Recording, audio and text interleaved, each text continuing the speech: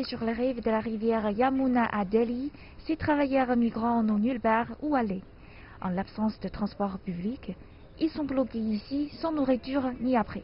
Si quelqu'un vient ici, oui, un homme sikh vient. Il nous donne parfois 2 rôtis par fois pour que nous ayons à manger et que nous survivions d'une manière ou d'une autre. D'autres personnes viennent aussi nous donner des kishti, donc on a ça aussi.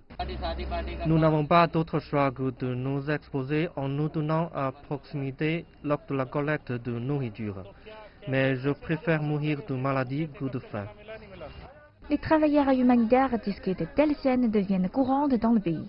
Prenant conscience de la gravité de la situation, le gouvernement va assouplir les mesures restrictives de confinement à partir du 20 avril dans les secteurs manufacturiers et agricoles. Mais cela résoudra-t-il le problème? Les travailleurs manuels dans la ville ne vont pas beaucoup profiter de ces relaxations particulières qui seront annoncées. Dans les zones rurales, bien sûr, il est possible d'avoir des mesures. Mais même si vous regardez les zones rurales, il a été prouvé que l'utilité de la main-d'œuvre à se déplacer est également difficile à garantir. Des dizaines de milliers de travailleurs qui ont fui les villes après l'annonce du confinement le mois dernier ne veulent pas revenir. Ceux qui ont été laissés derrière espèrent partir.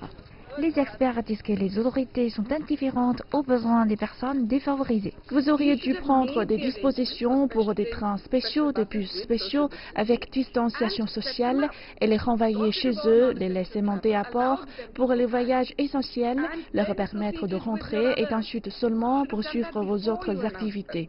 Vous auriez dû le faire avant de mettre en place le confinement, mais vu ce qui se passe depuis ces 3 dernières semaines, vous ne le faites toujours pas. Ce sera un défi pour l'Inde de relancer l'économie sans les travailleurs migrants. Le secteur des services essentiels fait déjà face à une pénurie de main-d'œuvre.